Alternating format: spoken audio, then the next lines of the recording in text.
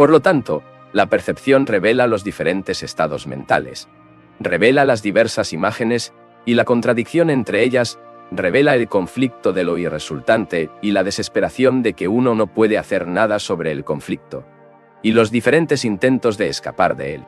Todo fue revelado por una vigilancia cautelosa y vacilante. Y luego, se da cuenta de que el observador es lo observado. ¿No es una entidad superior que se da cuenta de estas dos cosas? ¿No es un ser más alto? La entidad superior, el ser superior, son meros inventos, tantas imágenes. La percepción en sí reveló que el observador es lo observado. Si te haces una pregunta, ¿quién es la entidad que recibirá la respuesta? ¿Y quién es la entidad que investigará? Si esta entidad es parte de la conciencia, si es parte del pensamiento, en este caso no puede descubrir la respuesta. Lo que puede descubrir es solo un estado de percepción. Pero si en este estado de percepción,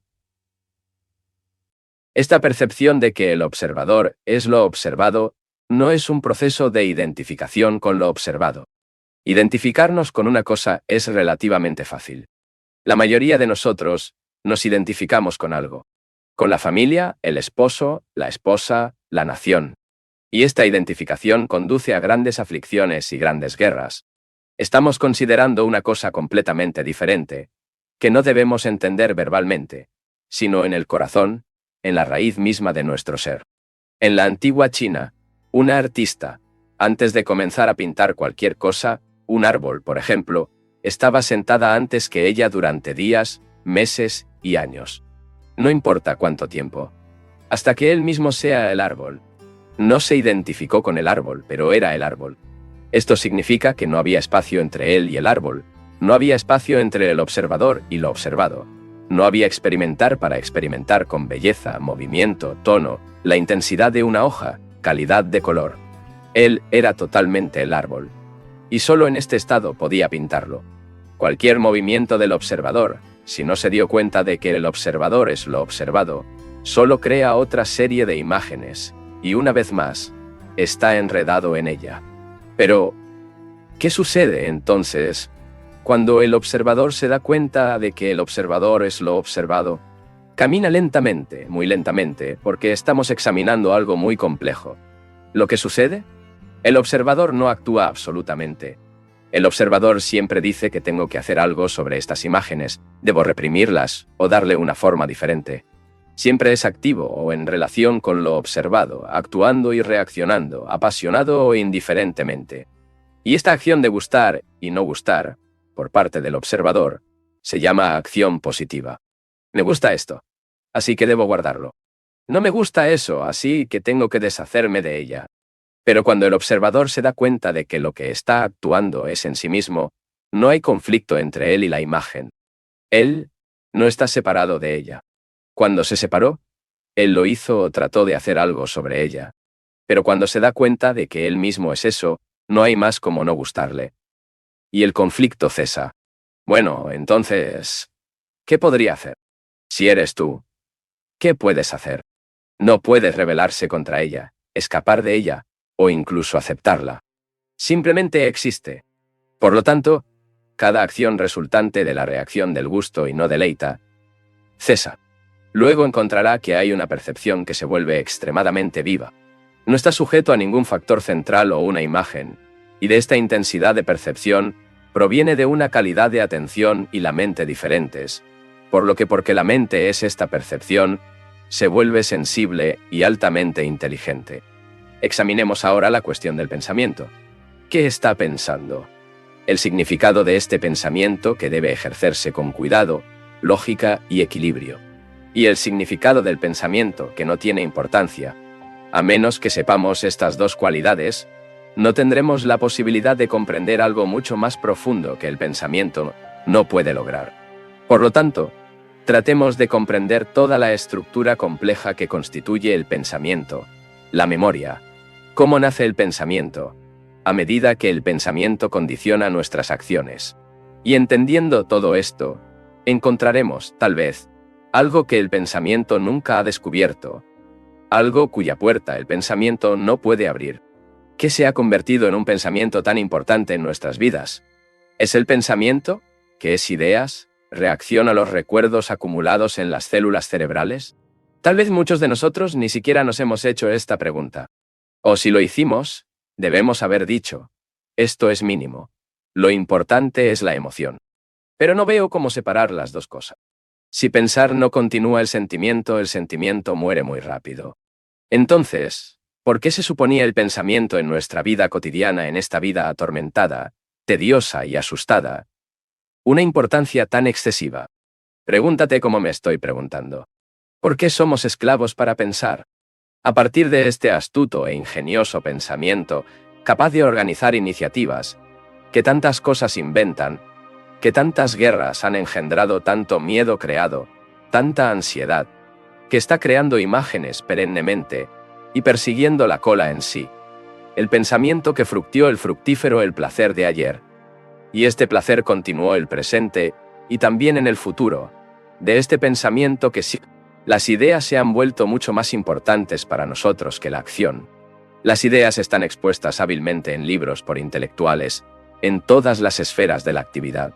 Cuantos más caídos y sutiles estos ideas, cuanto más les adoramos y los libros que los contienen, somos estos libros, somos estas ideas, tan fuertemente condicionadas por ellos. Estamos discutiendo perpetuamente ideas e ideales, y dialécticamente, para presentar opiniones.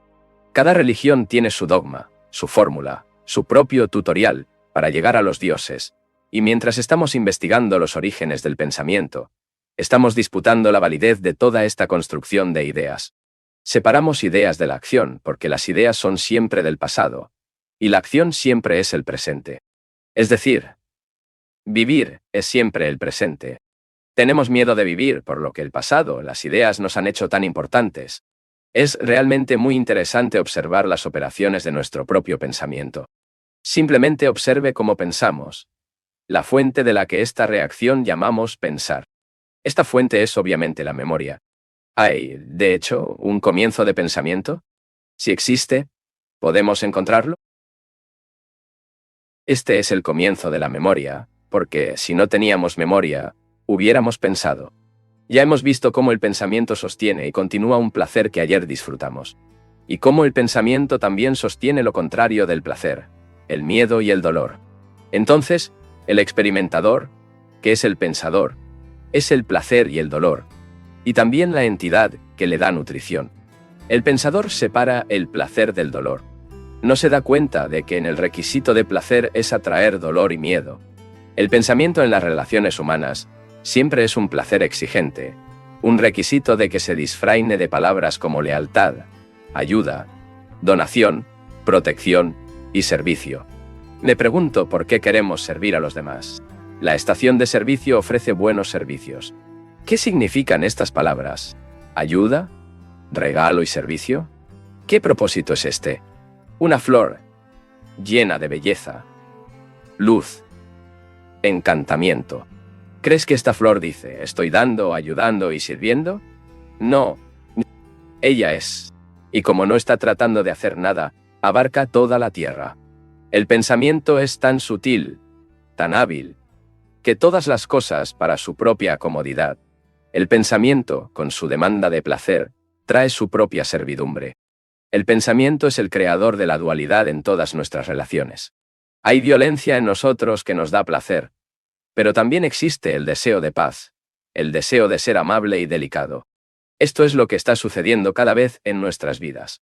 El pensamiento no solo crea en nosotros esta dualidad, esta contradicción, sino que también acumula nuestros innumerables recuerdos de placer y dolor. Y estos recuerdos renacen. Así se pensó el pasado. El pensamiento, como dije, siempre es viejo. Como cada desafío se enfrenta en términos del pasado, un desafío que siempre es nuevo, nuestra forma de enfrentarlo siempre será totalmente inadecuado. Y de ahí la contradicción, conflicto, aflicción y sufrimiento a los que estamos sujetos. Nuestro cerebro insignificante está en conflicto, sin importar qué hacer. Oh, papá, tendré que dar un descanso. ¡Romper! Me detuve. ¿Cuántas veces no he atrapado a hablar con alguien y ha dicho así, mira? A veces me culpo por hacerlo y a veces me culpo por no hacerlo. Da miedo eso, ¿verdad? Como cada desafío se enfrenta en términos del pasado, el desafío siempre es nuevo. Y nuestra forma de enfrentarlo siempre es totalmente inapropiado, porque siempre tratamos de lidiar con un nuevo desafío de una manera antigua. Y de esto se deriva la contradicción. Conflicto, aflicción y sufrimiento a los que estamos sujetos. Nuestro cerebro insignificante está en conflicto, sin importar qué hacer. No importa si aspira, limitado y sujeto, reprimiendo, sublimate. Si toma drogas para expandirse o lo que sea que haga, está en un estado de conflicto y siempre producirá conflictos. Vamos, aquellos que piensan mucho son auténticos materialistas, porque el pensamiento es materia. El pensamiento es materia. Tanto como el maletín, la pared, el teléfono es materia. La energía que funciona en un patrón se convierte en materia. Hay energía y hay materia. Esa es toda la vida. Puede pensar que pensar no es importante, pero lo es importante. El pensamiento como ideología es materia. Donde hay energía, se convierte en materia. La materia y la energía están relacionadas entre sí. Uno no puede existir sin el otro. Y cuanta más armonía hay entre ambos, más equilibrio hay y más activas son las células cerebrales. El pensamiento ha establecido el patrón de placer, dolor, miedo, y dentro de él ha estado trabajando durante miles de años. Y no puedes romperlo, porque él fue quien lo creó. Un nuevo hecho no puede ser percibido por el pensamiento. Más tarde puede ser entendido por el pensamiento, verbalmente. Sin embargo, comprender un nuevo hecho no es una realidad para el pensamiento. El pensamiento nunca resolverá un problema psicológico. Por ingenioso, tan sutil y erudito que sea, y cualquiera que sea la estructura que crea, a través de la ciencia, un cerebro electrónico, compulsión o necesidad. El viejo cerebro no puede resolver el gran problema de vivir. El pensamiento es tortuoso, porque puede inventar todo y ver cosas que no existen. Es capaz de los trucos más extraordinarios y, por lo tanto, no merece confianza. Pero si puede comprender toda la estructura, porque piensa, las palabras que emplean su comportamiento en la vida diaria, su forma de hablar con las personas y tratarlas, su forma de caminar y comer. Si percibes todas estas cosas, entonces tu mente no te engañará. Entonces no habrá nada que te engañe. La mente no es, entonces, una entidad que requiere que jueces. Se vuelve muy tranquilo, flexible, sensible, solo. Y en este estado, no hay ningún error de ningún tipo. ¿Has notado que, al encontrar, en un estado de tensión completa, el observador, el pensador, el centro, el yo, deja de existir? En este estado de atención, el pensamiento comienza a definir. Si una persona quiere ver algo muy claramente, debe tener su mente muy callada, sin su prejuicio, su charla, sus diálogos, sus imágenes, sus pinturas. Todo esto debe ponerse al margen para mirar. Y solo en el silencio que se puede observar el comienzo del pensamiento. Y no cuando estamos buscando, haciendo preguntas y esperando respuestas. Por lo tanto, solo cuando hay una quietud completa en nuestro ser y hacemos la pregunta: ¿cuál es el origen del pensamiento? Comenzamos a ver, en virtud de este silencio, cómo se forma el pensamiento. Si existe la percepción de cómo comienza el pensamiento, no hay necesidad de controlarlo. Pasamos una gran suma de tiempo y enfrentamos una gran cantidad de energía, a través de toda la vida. Y no solo en la escuela, controlando nuestros pensamientos. Este es un buen pensamiento. Debo pensarlo muchas veces. Este es un mal pensamiento y debo reprimirlo. Es una batalla perenne entre un pensamiento y otro, entre un deseo y otro. Un placer dominar todos los demás placeres. Pero si existe la percepción del origen del pensamiento, no hay contradicción en él. Ahora, cuando había una colección como el pensamiento siempre viejo, o el tiempo está sufriendo, el pensamiento comienza a traducirla, interpretarla. Pero la traducción y la interpretación se basan en el conocimiento. La experiencia de ayer para que invariablemente lo traduzca de acuerdo con su condicionamiento. Pero si nos fijamos en esta peluca, Declara, y no las interpretas en absoluto, dispensando así, solo tu atención plena. No concentración. Descubre que no hay observador observado, que no hay pensador o pensamiento. No digas, ¿cuál comenzó primero? Este es una pregunta hábil, pero no conduce a ninguna parte. Puede observar en sí mismo que cuando no se piensa, y eso no significa un estado de amnesia, de vacuidad. Cuando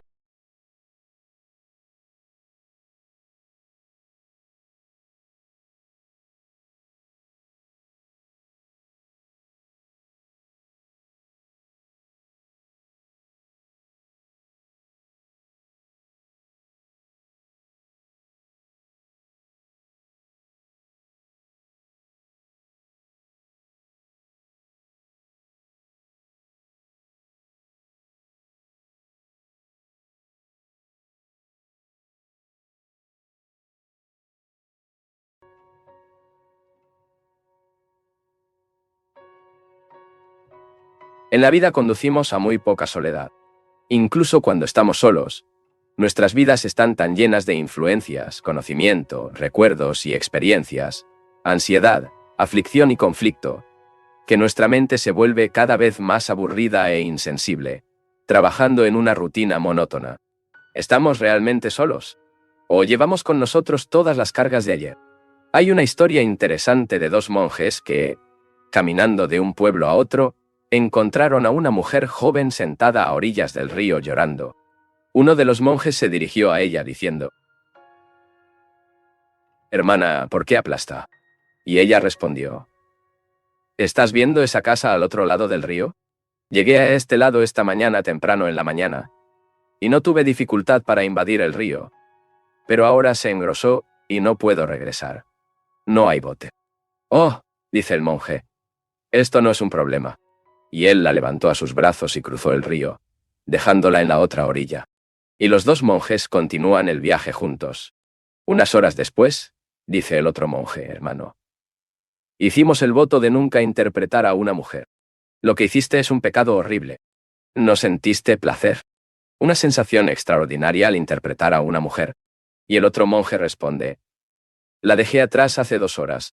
Todavía lo llevas, ¿no?». Inmediatamente, sin llevarlo al día siguiente, al minuto, es solo entonces cuando hay soledad. Donde hay espacio político, pero interiormente no somos libres. Y porque puedo, no hay espacio. Sin virtud, sin calidad valiosa, puede funcionar o mediar sin este vasto espacio interior.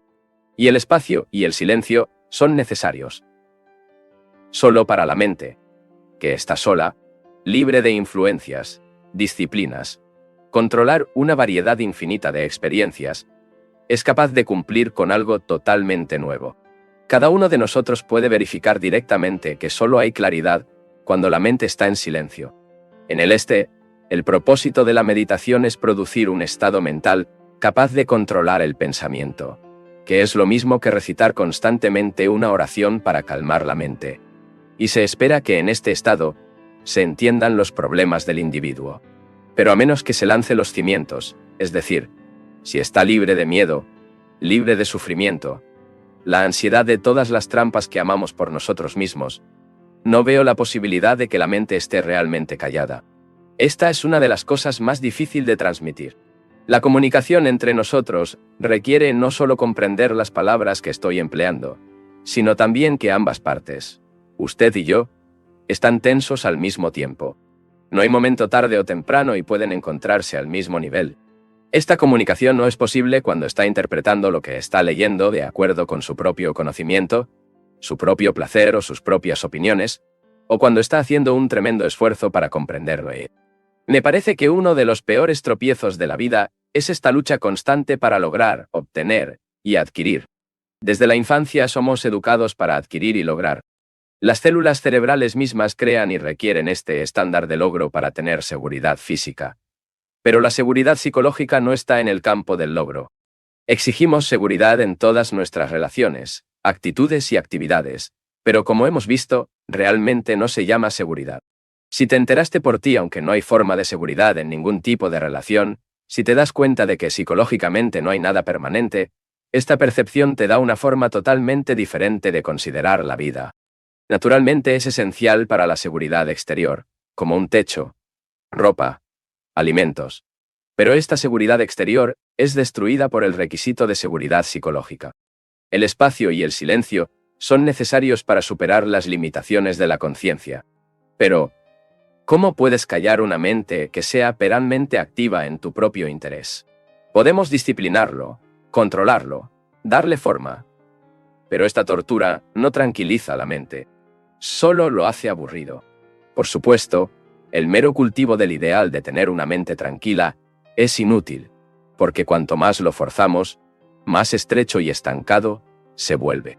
Cualquier forma de control, como la represión, solo produce más conflicto. Por lo tanto, el control y la disciplina externa no constituyen el camino correcto y tienen ningún valor en una vida sin compromiso. La vida de casi todos nosotros es disciplinada externamente por las demandas de la sociedad, la familia, nuestro propio sufrimiento, nuestra propia experiencia, ajustando ciertos patrones ideológicos o objetivos. Y esta forma de disciplina es lo más malvado que existe. La disciplina debe estar sin control, sin represión, sin ninguna forma de miedo. ¿Cómo pueden hacer esta disciplina? No es primero disciplina, luego libertad. La libertad está bien al principio y no al final. Comprender esta libertad, lo que significa estar libre del ajuste que impone la disciplina, es la disciplina.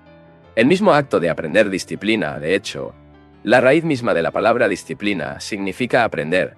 Su propio aprendizaje se convierte en claridad. Comprender toda la naturaleza y la estructura de control, represión y complacencia requiere atención. No es necesario imponer disciplina a estudiar, ya que el acto de estudiar crea su propia disciplina, sin represión de ningún tipo. Para rechazar la autoridad de todas las organizaciones religiosas, todas las tradiciones y la experiencia, tenemos que ver por qué generalmente obedecemos. Tenemos que estudiar esto. Este estado requiere que nos encontremos libres de condenación, justificación, opinión y aceptación. Ahora, ¿no podemos aceptar la autoridad y estudiarla? Eso es todo imposible. Para estudiar toda la estructura psicológica de la autoridad, existe libertad dentro de nosotros mismos. Y cuando estudiamos, estamos rechazando toda la estructura. Y cuando rechazamos, este rechazo en sí es la luz de la mente libre de la autoridad. La negación de todo lo que se ha considerado valioso, como la disciplina externa, el liderazgo o el idealismo, es estudiarla. Entonces, este mismo acto de estudiar no es solo disciplina, sino su negación. Y la negación en sí es un acto positivo. Así que estamos negando que todas las cosas consideradas importantes para promover la tranquilidad en mente. Como vemos, no es el control lo que conduce a la tranquilidad. Tampoco es la mente al tener un objeto que de tal manera absorbe que se pierde en este objeto. Así es como darle a un niño un juguete interesante. La niña se calla, pero si toma su juguete, hace travesuras nuevamente. Todos tenemos nuestros juguetes que nos absorben, así que creemos que somos muy tranquilos. Pero si un hombre está dedicado a una cierta forma de actividad, científica, literaria o cualquier otro, el juguete solo lo absorbe, y no es absolutamente, totalmente tranquilo. El único silencio que sabemos es el silencio que viene cuando cesa el ruido. El silencio que viene cuando cesa el pensamiento. Pero esto no es silencio. El silencio es muy diferente, como la belleza, como el amor. Este silencio no es el producto de una mente tranquila. No es el producto de las células cerebrales que, habiendo entendido toda la estructura, te dice, por el bien de Dios, te quedes callados. Luego, son las células cerebrales que producen silencio. Y esto no es silencio. Tampoco es el producto de silencio de la tensión, en el que el observador es el objeto observado. No hay fricción, pero esto no es silencio. ¿Estás esperando que te describiera cuál es este silencio? Para poder comparar, interpretar, tomar y enterrar, es indescriptible. Lo que se puede describir es lo conocido. En estado libre, ese silencio, que no es el silencio del final del ruido, es solo un comienzo modesto. Es como pasar por un túnel estrecho para alcanzar un océano enorme, vasto y extenso en un estado inconmensurable y atemporal. Pero esto no puede entenderse verbalmente a menos que toda la estructura de la conciencia y el significado del placer, el sufrimiento y la desesperación se hayan entendido, y las células cerebrales en sí se han quedado en silencio. Entonces puedes alcanzar ese misterio que nadie puede revelarte, y nada puede destruir. Una mente viviente es una mente tranquila. Y una mente viviente es una mente que no tiene centro. Entonces no hay espacio ni tiempo. Esta mente es ilimitada, y esta es la única verdad. La única realidad. Terminamos esta lectura aquí. Dejaré una invitación porque... he dicho varias veces, y creo que muchos se han preparado allí. Todos dicen lo mismo. Precisamente porque la lectura comenzó en el canal del Nuevo Testamento, si tiene la oportunidad de escuchar sin perjuicio, sin discriminación, comenzará a darse cuenta de que todo lo que está escrito allí. Nuestro amigo Krishnamurti está hablando aquí. Dijo Osho. Osho. Toye habla, y habla y habla. Hay tantos otros hablando allí. Mira lo magnífico aquí. Lo que se dice aquí, esto se dijo. Creo que para Paulo, si no estoy equivocado, en el Nuevo Testamento. Sigue la lectura allí que solo te traerá beneficios, hombre. Si tiene una mente abierta, enfocada, verá...